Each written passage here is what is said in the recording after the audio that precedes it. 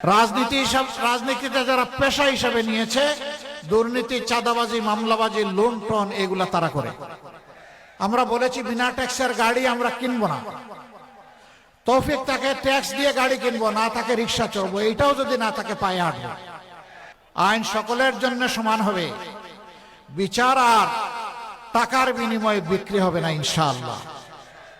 রাজনীতি আমাদের পেশা নয়, রাজনীতিকে আমরা কর্তব্য হিসাবে নিয়েছি। রাজনীতিতে যারা পেশা হিসাবে নিয়েছে, দুর্নীতি, চাঁদাবাজি, মামলাবাজি, লুণ্ঠন, এগুলা তারা করে।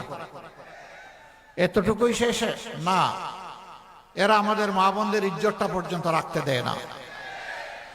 এই নির্বাচনের সময় মানুষ কত সতর্ক হয়ে কথা বলে, কিন্তু কিছু কিছু রাজনৈতিক ভাই বন্ধু তারা কিভাবে বলে যে যদি বোরকা পরে তা কোনো মেয়ে লোক আসে, যদি নেকাব করে আসে, যদি হেজাব পরে আসে, খুলে ফেলবা। বলতে বলতে বলছে পুরা কাপড় খুলে ফেলবা। এরা কি কোনো মায়ের গর্ভ থেকে দুনিয়া আসে নাই? যদি এসে থাকে বলবো প্লিজ মার জাতিকে সম্মান করতে শিখুন। আগে আপনার আপন মাকে সম্মান করুন। যদি আপনার মাকে সম্মান করার শিক্ষা আপনি পেয়ে থাকেন, এই দেশের 9 কোটি মাকে আপনি সম্মান করতে পারবেন।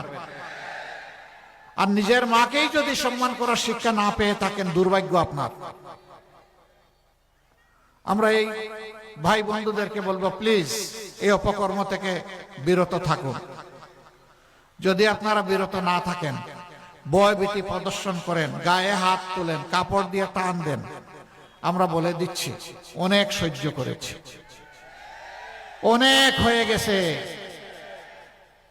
প্রয়োজনে জীবন দিব, কিন্তু মায়ের ইজ্জত কাউকে কেড়ে নিতে আর দেয়া হবে না ইনশাআল্লাহ।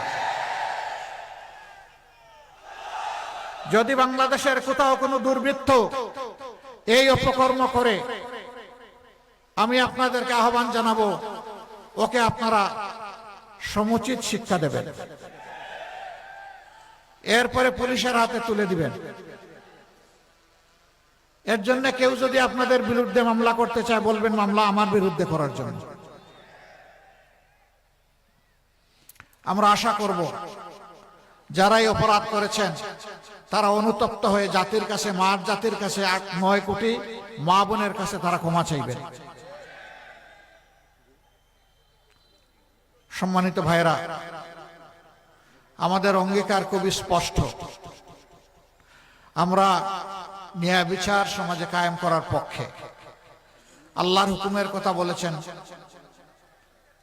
হযরতুল আল্লাম আমাদের বানিয়াচং আজমিরগঞ্জের, যিনি ইনশাআল্লাহ সংসদ সদস্য পদপ্রার্থী, আব্দুল বাসিত আজাদ সাহেব, আমরা সেই আদল এবং ইহসান সমাজে কায়েম করতে চাই। একজন সাধারণ মানুষ অপরাধ করলে যে আইনে তার বিচার হয়ে শাস্তি হবে, রাষ্ট্রের রাষ্ট্রপতি, প্রধানমন্ত্রী, মন্ত্রী পরিষদের সদস্য, তারাও যদি সেই অপরাধ করেন, ইনশাআল্লাহ আইন এবং বিচার কাউকে ছাড় দিয়ে কথা বলবে না। আইন সকলের জন্য সমান হবে, বিচার আর টাকার বিনিময়ে বিক্রি হবে না ইনশাআল্লাহ। গরিবের, অসহায় মানুষের কোনো বিচার নেই, বিচার সবসময় প্রভাবশালীর পক্ষে। এই বিচার ইনশাআল্লাহ আল্লাহ আমাদেরকে সুযোগ দিলে আমরা অচল করে দিব, এই বিচার আর চলবে না। ওই বাংলাদেশ আর দেখতে চাই না, যেই বাংলাদেশে আমার মা বোন, জায়া কন্যা, কারো কোনো জীবন এবং ইজ্জতের নিরাপত্তা নাই। এই বাংলাদেশ দেখতে চাই না। এই বাংলাদেশও দেখতে চাই না যেই বাংলাদেশে চাঁদার জ্বালায় সমস্ত মানুষ অতিষ্ঠ। ওই বাংলাদেশও দেখতে চাই না নিরীহ মানুষের বিরুদ্ধে মিথ্যা মামলা দিয়ে তাদেরকে আদালতে হাজির করে হেনস্থা করা হয়, তাদের উপর পৈশাচিক নির্যাতন করা হয়। সেই বাংলাদেশও দেখতে চাই না। ওই বাংলাদেশও দেখতে চাই না যারা নির্বাচিত প্রতিনিধি হবেন তারাই চরিত্র হারিয়ে লুণ্ঠনকারী হয়ে যাবেন। সেই বাংলাদেশ দেখতে চাই না। আমাদের অঙ্গীকার স্পষ্ট, আমাদের যারা নির্বাচিত হবেন আল্লাহ তাআলার মেহেরবানিতে এবং আপনাদের দোয়া ভালোবাসা বুঝে তারা প্রতি বছর একবার জনগণের সামনে তাদের আয় ব্যয়ের হিসাব প্রকাশ করতে বাধ্য হবেন। শুধু নির্বাচিত প্রতিনিধি নন, তার পরিবারের প্রত্যেক সদস্যের আয় ব্যয়ের হিসাব দিতে হবে। তিনি জনগণের সম্পদে হাত দিয়েছেন কিনা তা জানার অধিকার এই জনগণের অবশ্যই আছে। আমরা ইতিমধ্যে ঘোষণা করেছি আমরা কিছু বিষয় আছে এইগুলা বৈধ হলে ওই সুযোগগুলা রাষ্ট্রের পক্ষ থেকে আমরা নেব না। কোন প্লট অত্যন্ত স্বল্প মূল্যে যেটা এমপি মন্ত্রীদেরকে দেওয়া হয় সেই প্লট আমরা নেব না। আমরা বলেছি বিনা ট্যাক্সের গাড়ি আমরা কিনবো না।